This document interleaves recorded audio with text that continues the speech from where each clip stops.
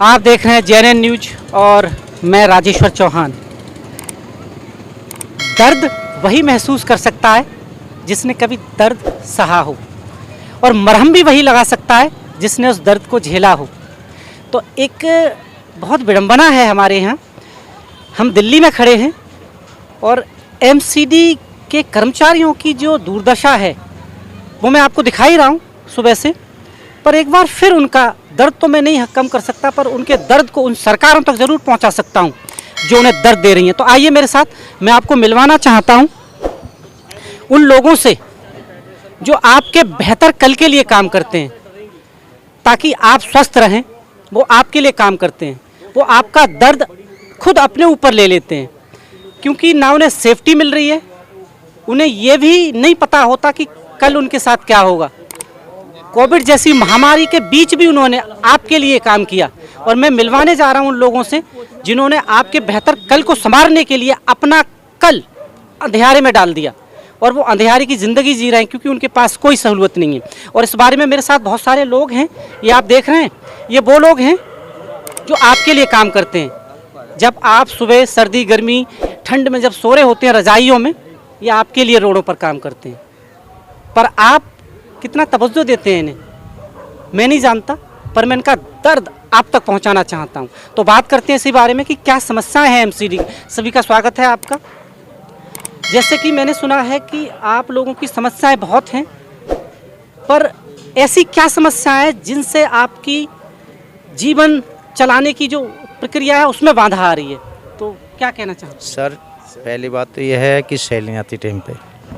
दूसरी बात, जो हमारा बकाया है रुका हुआ वो नहीं दे रहे बिल्कुल भी, और बहुत ही दिक्कत होती है क्योंकि तनख्वाह टाइम पे तो आती नहीं बिल्कुल ही। तो सर, इस तरह की बहुत दिक्कतें हैं। कहाँ से फीस देवे, कहाँ से तेल लावे, कहाँ से मसाले लावे, मतलब हम कर्जे में इतने डूब जाते हैं कि हमें 10 रुपये सैकड़ा का पैसा लेना पड़ता है। तो इस हिसाब से बात करें तो घर चलाने में तो बहुत दुविधा है, क्योंकि अगर टाइम पे आपको नहीं मिल रहा है तो बच्चों की एजुकेशन तो छोड़िए, उनको 2 वक्त का शायद खाना भी नसीब नहीं कर पाएंगे सही से। जी सर। तो सरकार जिनके साथ आप काम कर रहे हैं, सरकार है, एमसीडी, उनके अफसर या वो लोग सुनते नहीं आपकी? उनको दिखाई नहीं देता क्या आपकी परेशानियां उनको नजर नहीं दिखाई देता है? सर, उनको दिखाई देता तो हमें टाइम पे सैलरी देते, टाइम पे सब कुछ मिलता, लेकिन टाइम पे कुछ मिलता ही नहीं, तो उनको नहीं दिखा देती हमारी। जैसा आप देख रहे हैं, शब्द कभी कभी कम पड़ जाते हैं कि क्या कहा जाए, क्योंकि एसी के दफ्तरों में बैठ के जो लोग इनका भविष्य लिखते हैं ना, मैं उनको ये भविष्य दिखा रहा हूँ कि कितना अंधकार में है। तो ऐसे ही और जानकारी लेते हैं कि क्या समस्याएं चल रही हैं। आप बताइए। भाई बताएंगे। जी, मेरा नाम रविंदर कुमार है और मैं एमसीडी में सफाई कर्मचारी के पद पर कार्यरत हूँ, और ये हमारा वार्ड नंबर 216 है।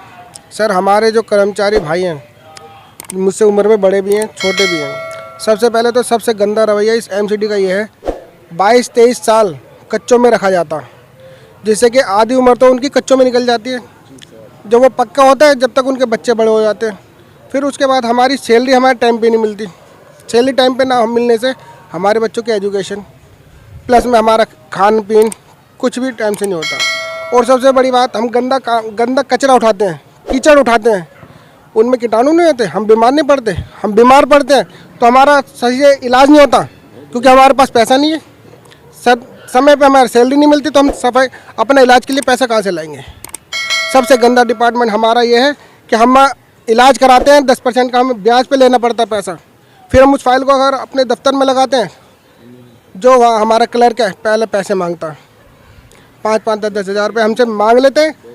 डॉक्टर मांगते हैं पैसे, फिर हमारा वो 6-6 महीने, 8-8 महीने, साल भर हम भूल जाते हैं। हमारी फाइल भी लगी, वो फाइल ही गायब हो जाती है हमारी। तो इसलिए सबसे मेन समस्या जो हमारी है वो हमारे ईसीएस कार्ड की है। हम जैसे सेंट्रल गवर्नमेंट देती है सुविधा, ईसीएस सुविधा, कि जाओ इलाज कराओ और आ जाओ, वो कौन सा गंदा काम करते हैं? तो आपको ये जो सुविधाएं दी जाती हैं, आप सुन रहे हैं, ऊपर से कच्चा, मतलब सालों काम करने के बाद भी उन्हें परमानेंट नहीं किया गया, अलग एक सब्जेक्ट है। पर सुविधाएं तो कच्चों के लिए भी होती हैं जो सरकार देती हैं। वो कहाँ चली जाती हैं सुविधाएं? कौन उन सुविधाओं को खा जाता है? क्योंकि एक जानवर की बात करें, तो उसके लिए भी सुविधाएं हैं। ये तो इंसान है, ये वो इंसान है। जब आप सुबह देखेंगे ना कभी इनकी हालत कचरों से भरी हुई, कोविड जैसे महामारी में जो गंदगी लोग अपने से दूर फेंकते थे ना, उनको ये साफ करते हैं। इनका दर्द समझिए ज़रा आप, क्योंकि बच्चों की एजुकेशंस, लोग कहते हैं कि गरीबों के लिए हम काम कर रहे हैं, हम एजुकेशंस के लिए काम कर रहे हैं। जब सैलरी नहीं मिल रही टाइम से, एजुकेशन कहाँ से होगा? 2 वक्त की रोटी नहीं मिल पा रही है इनको। जी, और देखिए हमारा जो ड्यूटी का आई कार्ड है, सभी डिपार्टमेंट में आई कार्ड फ्री मिलते हैं, फ्री बनते हैं, लेकिन यहाँ भी हमसे पैसे लिए जाते हैं। अभी तक आई कार्ड के पैसे लिए जाते हैं? आई कार्ड के पैसे लिए जाते हैं। हमने फार्म जमा करा दिया, अब 2 महीने 3 महीने हो गए, लेकिन अभी तक हमें आई कार्ड नहीं मिला। हम वहाँ जाएंगे 200 रुपये मांगेंगे, 200 रुपये दोगे तो आपको आई कार्ड मिलेगा। तो ये आई कार्ड का तो सीधा सा है कि जिस भी कंपनियां, जिस भी संस्था के लिए आप काम करते हैं, वो उनका काम होता है कि उनको इशू करें कि आप हमारे लिए काम कर रहे हैं। तो इसमें तो पैसे वाली कोई चीज़ ऐसी है नहीं, इसके लिए भी पैसे आपको देने पड़ेंगे। जी, मेरा आई कार्ड है, उसमें देखिए आप कब का रिटायर हो चुका, वो कब से ख़त्म हो चुका उसकी वैलिडिटी, अभी तक हमारा आई कार्ड नहीं बना।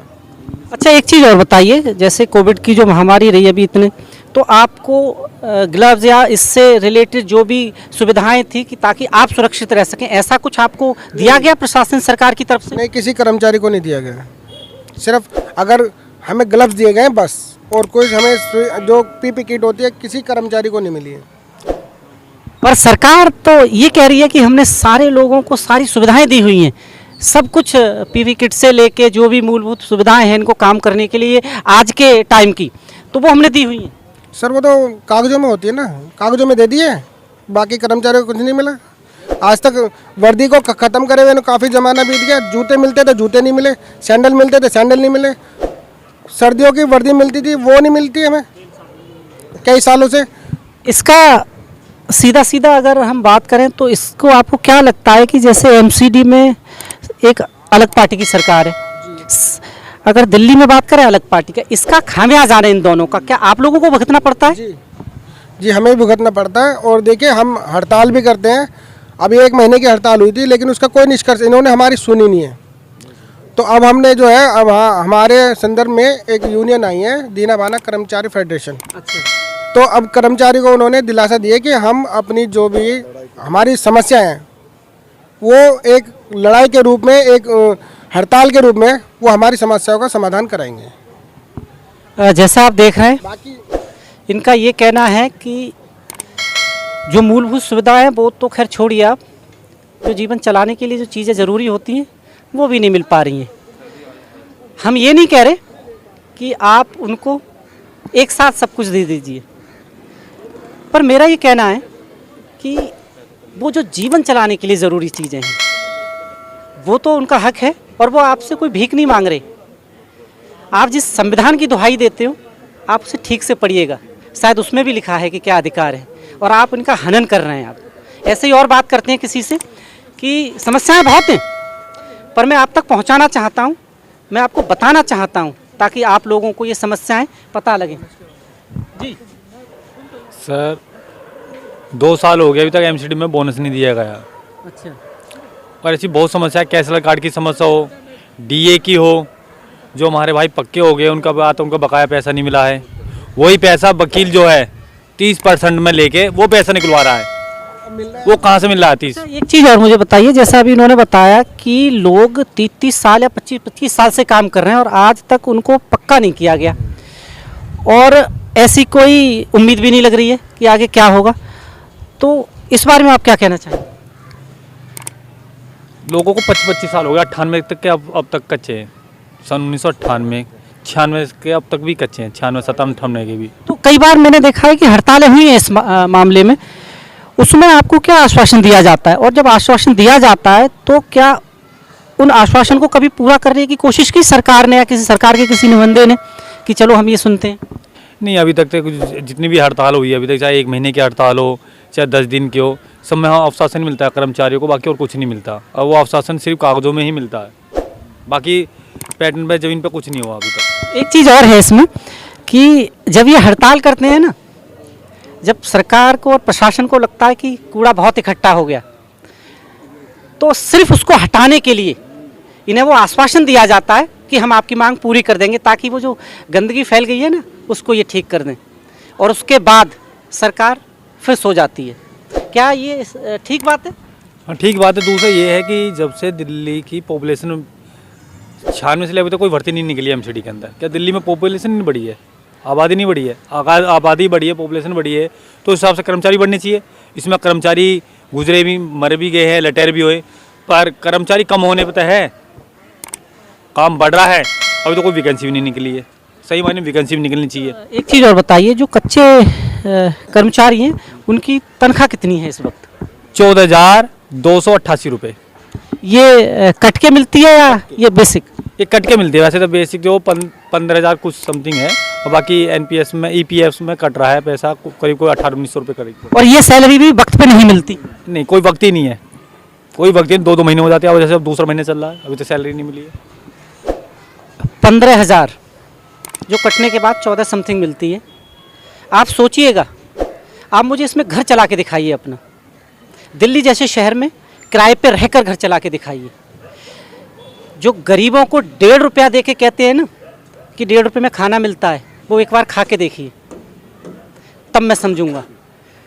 आप अपने वायदों पर कब तक लोगों को धोखा देते रहेंगे? ये सरकार के लिए काम करते हैं, ये देश के लिए काम करते हैं, पर देश इनके लिए क्या कर रहा है? इनकी उम्मीदें हैं कि एक फेडरेशन बनी है दीना वाना, लोग विश्वास जता रहे हैं। वैसे फेडरेशन इससे पहले भी बनी है, पर लोगों का यकीन है कि उनकी लड़ाई ये फेडरेशन लड़ेगी। और इसी फेडरेशन के अध्यक्ष हमारे साथ हैं, हम उनसे जानकारी लेंगे और जानेंगे कि इनके लिए इनकी फेडरेशन क्या करेगी और क्या उम्मीद जो लोग रख रहे हैं इनसे उनको पूरा कर पाएंगी। आपका स्वागत है, बहुत बहुत बहुत बहुत धन्यवाद आपका। राठी साहब जी समस्याएं बहुत हैं जी और लड़ाई छोटी नहीं है, और ये लड़ाई भी आपकी मामूली इंसानों से नहीं है, उनसे हैं जो सत्ता के जी शिखर पे बैठे हैं। जी तो आप इस फेडरेशन के द्वारा इनके कष्टों को कम कैसे करेंगे? देखिए, संगठन जो फेडरेशन है हमारा, वो लड़ाइयाँ जो जितनी भी इन लोगों की हैं, जैसे कि अभी देखिए एक कर्मचारी का आई कार्ड है, ये 2019 में जो ना ख़त्म हो गया है, और ये इस कर्मचारी को अभी भी कार्ड बनाकर नहीं दिया गया निगम द्वारा, जबकि ये ड्यूटी बनती है कि किसी भी कर्मचारी का अगर जो आई कार्ड ख़त्म हो जाता तो उनकी नॉलेज में होता है कि इस कर्मचारी का कार्ड हमने कितनी डेट के लिए दिया, उसके वार्ड में मुहैया कराना चाहिए। ये डिपार्टमेंट की ड्यूटी है वो, पर ये नहीं कर पा रहे हैं। ये क्यों नहीं कर पा रहे हैं? सत्ता की लालच जो है इनके दिमाग में जो चल रहा है, जो सोच है इनकी, वो गलत है। जैसे कि अब यहाँ जितने भी कर्मचारी हैं उनकी जो पे स्लिप है, ये बहुत छोटी सी चीज़ है। एक छोटी सी कंपनी में भी हर महीने पे स्लिप उसके डिपार्टमेंट में पहुंचा दी जाती है। बाकी यहाँ जो ना किसी भी वार्ड में किसी भी कर्मचारी के पास पे स्लिप नहीं होती। इसलिए नहीं होती क्योंकि जो ना वहाँ जो बैठे लोग हैं जो उस पे स्लिप को बनाते वो लेते पैसे, और वो 400-500 रुपये में इन लोगों को मुहैया कराते हैं हर महीने की। वो जब भी इनको ज़रूरत पड़ती है, जब भी जो जाके उस चीज़ को मुहैया कराते हैं पैसे लेके, तो इसलिए वो पे स्लिप जो ना वार्ड में नहीं दे पा रही है अधिकारी। अभी राठी साहब पे स्लिप की बात करें तो वो तो जो उनको मेहनताना मिल रहा है उसकी पर्ची है, और वो तो देनी चाहिए साथ के साथ। यही तो बात है, इसीलिए तो कह रहे हैं कि ये ऐसा नहीं हो रहा है। ये जो अभी जैसे सुप्रीम कोर्ट के आदेश हैं, सुप्रीम कोर्ट ये कहता है कि इनकी 1 तारीख को तनख्वाह हो जानी चाहिए, पर यहाँ के जो मेयर और जो कमिश्नर है वो जो बैठा हुआ है, वो ये मैं मान्यवर उनसे कहना चाहता हूँ कि जो ना जब सुप्रीम कोर्ट ने आपको आदेश दे दिया कि आपकी तनख्वाह जो ना इनकी कर्मचारियों की 1 तारीख को दे दो, सबका बकाया रोक दो, चाहे कोई और काम छोड़ दो, बाकी इनकी कर्मचारियों की तनख्वाह दे दो, तो ये सुप्रीम कोर्ट को भी नहीं मान रहे। ये ऐसे मनुवादी लोग हैं, सुप्रीम कोर्ट का जो आदेश है उसको भी नहीं मान रही है, तो ये तो सुप्रीम कोर्ट को भी ताक पे धर रहे हैं। कहाँ मान रहे ये लोग? तो ये फेडरेशन जो हमारा है, इस फेडरेशन दीना भाना कर्मचारी फेडरेशन के माध्यम से हम लोग इनके ऊपर जो ना दोबारा से एक याचिका दायर करने के लिए दोबारा जा रहे हैं इनके पास सुप्रीम कोर्ट में, और हम पूछेंगे वहाँ कोर्ट में इस कमिश्नर से कि भाई इनकी तनख्वाह क्यों नहीं दी जा रही। जैसा कि परेशानियां तो बहुत हैं। सबसे मेन परेशानियां जो सामने आ रही हैं वो आ रही हैं कि जो आप भी बता रहे हैं कि इनकी जो सैलरी है वो टाइम पे नहीं आती है, जिसकी वजह से शायद आज की जो लोग हैं वो कर्जदार हो रहे हैं, क्योंकि घर चलाने के लिए उन्हें कर्ज लेना पड़ता है, और जब तनख्वाह आती है इनकी तो वो कर्ज इतना हो जाता है वो तनख्वाह कम पड़ जाती है। तो इस मामले को आप अपने कैसे आंकते हैं आप? मैं इसको इसे ऐसे हाँकता हूँ कि ये जो ना ये चाहते हैं कि कर्मचारी जो वर्ग है वो कर्जे में दबा रहे, ये उभर ना पाए किसी तरीके से, ये अपने बच्चों को शिक्षित ना करा पाए। ये प्लान है गवर्नमेंट का, जिसको जो ना ये जो मनुवादी जो अधिकारी लोग बैठे हुए हैं ये इसको लागू कर रहे हैं। मेरी सोच ये है कि ये मोटे कर्जे में कर्मचारी दब जाए, जो इसका बच्चा शिक्षित होना चाहता है वो शिक्षित ना हो पाए, ये सोच है सरकार की। तो जैसा कि हम हमेशा देखते हैं कि गरीबों के नाम पर लोग शिक्षा के स्तर पर पहुंच जाते हैं, और वो गरीब आज भी गरीब है, देख रहे हैं आप, वो पहले भी गरीब था, पर गरीबों का नाम लेके नेता और सत्ताधारी शिखर पे पहुंच गए और वो और अमीर होते गए। मैं ये तो नहीं कह रहा कि इनकी लड़ाई किस मुकाम पर कैसे जाएगी, पर हम आपको ये वादा दिलाते हैं कि वक्त वक्त पर आपको इनकी परेशानियां मैं जनता के सामने ज़रूर रखूँगा, क्योंकि जनता आप ही हो जो उन्हें शिखर पे पहुंचाते हो, और ये आपके लिए काम करते हैं सरकार से पहले, सरकार बाद में है, क्योंकि आपके घर की गंदगी को साफ करते हैं। सोचना आप घर में बैठ के, जब सर्दी में रज़ाई में बैठे हो ना, तो ये सोचना ज़रूर। अच्छा, एक चीज़ और बताइए आप मुझे, जी दिल्ली में, पूरी दिल्ली में जी MCD है और उधर NDMC है, क्या उसके भी यही हालात हैं या वो ठीक है? कुछ एरिया जो है, जो MCD जो पूरी दिल्ली है, जैसे 3 भागों में है, तो हम सरकार से पहला नंबर तो ये गुहार लगाएंगे कि जी 3 पार्टों में जो MCD को बांटा उसको एकीकरण करा जाए। ये हम जो ना सरकार से, जो भी सरकारें बैठी हुई हैं जो इसको कर सकती हैं, दिल्ली अच्छा, सरकार। तो राठी साहब, जैसे आपने कहा कि इसको एक ही भाग में करें, इसका मुझे थोड़ा सा विस्तार से मेरे दर्शकों को बताइए कि इसका फ़ायदा क्या होगा? इसका फ़ायदा सर ये होगा कि जैसे कि जब एकीकरण होगा तो कुछ MCD ऐसी है कि जैसे ये कहते हैं हम घाटे में हैं, तो कुछ जो उधर की जो MCD है, जहाँ से जिस इलाके से कमाई है MCD को, वो इलाका इन्होंने काट दिया। अब ये इधर कमाई कम है, तो एकीकरण से ये फ़ायदा है कि जब उधर कमाई जो होगी वो आपस में बढ़ जाएगी, जो पैसा सरकार को जाता वो जाना बंद हो जाए। एक चीज़ और मुझे बताइए, इन सैलरी देर से और ना आने का कारण सरकार कहती है कि हमारे पास फंड नहीं है, हमेशा ये कहती हैं, पर जहाँ तक हम सरकार को एडवर्टाइज देखते हैं करोड़ों रुपए की, वो फंड कहाँ से आता है? आप कभी इस बारे में सोचा, आपने गौर किया कि वो फंड कहाँ से आता है और इन लोगों की सैलरी नहीं निकाल पाते वो? सर वही तो बात है कि इनके प्रचार पे, और जो इनकी ठेकेदारे लोग लगा रखे हैं, इन्होंने अपने ही लोग लगा रखे हैं, जो इनके ठेकेदार हैं उनके पास पैसा भरपूर है, उनको पैसा जा रहा है। और जो ये इसमें कई चीज़ें हैं, जैसे बाल्टी है, जो व्यवस्था है, जिनकी हमें ज़रूरत नहीं है। कर्मचारी को क्या ज़रूरत है? कर्मचारी को तो ये है कि औजार मिल जाने चाहिए, काम करना चाहिए, उसकी जो ना तनख्वाह मिल जानी चाहिए। कर्मचारी को तो इतना है, उसके जो मांस है, हाथ के दस्ताने हैं, वो चीज़ें मिल जानी चाहिए, तेल साबुन का पैसा मिल जाना चाहिए। 2010 से मैं आपकी जानकारी के लिए बताऊँ, 2010 से तेल साबुन का पैसा कुछ नहीं मिल रहा है इनको, वर्दी का पैसा कोई नहीं मिल रहा है इनको। तो कर्मचारी को हर तबके से 2 साल से, अभी बोनस जो था 2 साल से बिल्कुल बंद कर रखा है इन्होंने। और कुछ लोगों से आपको मिलवाएंगे ब्रेक के बाद। फिर से स्वागत है आपका। जैसे हम बात कर रहे थे पिछले गुफ्तगू में कि दीनावाना कर्मचारी फेडरेशन जो है वो लोगों तक पहुंच रही है, और उनके दिल्ली प्रदेश महासचिव अरे मनोज अरुण जी हमारे साथ हैं, जो विस्तार से दीनावाना फेडरेशन के बारे में जानकारी देंगे। और मैं उनसे ये पूछना चाहता हूँ कि अरुण जी, स्वागत है आपका। मुझे ये बताइए कि आपकी फेडरेशन लोगों तक कैसे पहुँचे, लोग आपसे कैसे जुड़े, अपनी समस्या लोग आप तक कैसे पहुँचाएं, माध्यम क्या है इसका? सबसे पहले मैं धन्यवाद करता हूं सर आपका कि आपने इस शोषित वंचित तबके के बीच से कर्मचारी वर्ग की आवाज़ को दिखाने का कार्य किया, क्योंकि देश के अंदर जो मीडिया है, जो मेन स्ट्रीम मीडिया है, वो कर्मचारी वर्ग की समस्या को नहीं दिखा रहा है, वो चुनावी मुद्दों को दिखा रहा है। लेकिन देश के अंदर जो कर्मचारी व्यक्ति है, जो सुबह 5 बजे, कोई 3 बजे, कोई 4 बजे 150-150 किलोमीटर सहारनपुर अलीगढ़ से चलकर दिल्ली की सफाई करने आता है, आज उसकी स्थिति ऐसी कर दी है इन्होंने कि उसको एक टाइम की रोटी खाना भी बहुत बड़ी बात साबित हो चुकी है। रही बात दीना भाना कर्मचारी फेडरेशन की, तो दीना भाना कर्मचारी फेडरेशन का अपना एक टोल फ्री नंबर भी है और हम साथ साथ पंपलेट भी देते हैं, उस पर भी हमारा नंबर पड़ा हुआ है, हमारा जीमेल आईडी है, हमारी फेसबुक आईडी है। जो साथी जुड़ना चाहें हमें कॉल कर सकते हैं और अपने निवास स्थान पे अपने डिपार्टमेंट के अंदर हमें बुला सकते हैं।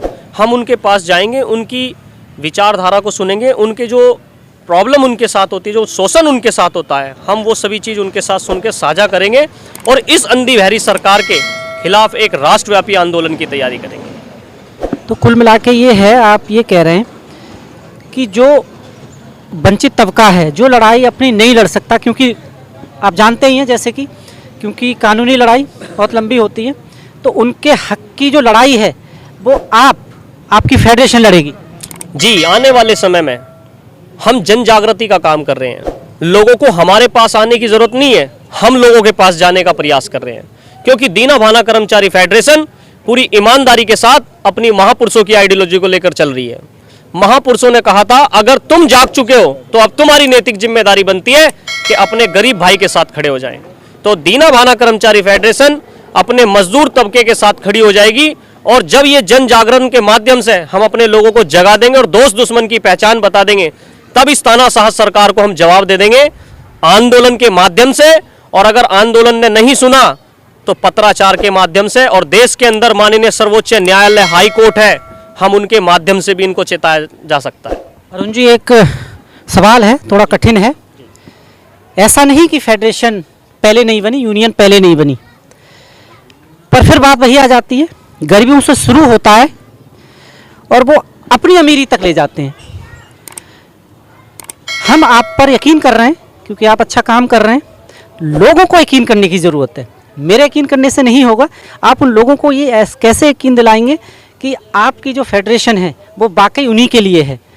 क्योंकि अभी तक हमने ये देखा है, खासकर मैंने, मेरी रिसर्च ये कहती है कि बहुत ऊंचे पदों पे समाज से आपके लोग बैठे हुए हैं जो बाद में आपको ही भूल जाते हैं। इसमें आप क्या कहेंगे? मैं ये बताना चाहूँगा सर, देश के अंदर दो प्रकार की व्यवस्थाएं काम करती हैं। एक वो व्यवस्था जो आपको असमानता की तरफ धकेलती है, जिसे बोलते हैं मनुवादी व्यवस्था, और दूसरी वो व्यवस्था जिसे आप अम्बेडकरवाद के नाम से जानते हो। बहुत लोग जानते हैं लेकिन ज़्यादा लोग नहीं जानते। तो हमारा जो ध्येय है, हमारा जो उद्देश्य है, अपने लोगों को जागरूक करना, उन्हें दोस्त और दुश्मन की पहचान के मुताबिक जब वो जाग जाएंगे तो वो अपने हक और अधिकारों की तरफ खुद भी अग्रसर हो जाएंगे। क्योंकि बाबा साहब अम्बेडकर ने कहा था जानकारी हथियार है। जो कौम अपना इतिहास नहीं जानती वो अपने भविष्य का निर्माण नहीं कर सकती। तो मैं बताना यही चाहूँगा साथियों, मेरे कर्मचारी भाई मेरे साथ में खड़े हैं, उनके हक और अधिकार के लिए हम लोग आवाज़ को बुलंद करेंगे। और जब ये लोग जान जाएंगे कि हमारा दोस्त कौन है, दुश्मन कौन है, तो दुश्मन में लगेगी लात और दोस्त के साथ खड़े हो जाएंगे। और ये एक विचारधारा है जिसके तहत हम काम करेंगे। जैसे आप देख रहे थे, ये फेडरेशन के बारे में बता रहे थे, फेडरेशन काम कर रही है और हमारी भी नज़र रहेगी इनकी फेडरेशन पर भी कि क्या वो लोगों की सुन रहे हैं, लोगों के काम कर रहे हैं, और हम आप तक पहुंचाते रहेंगे।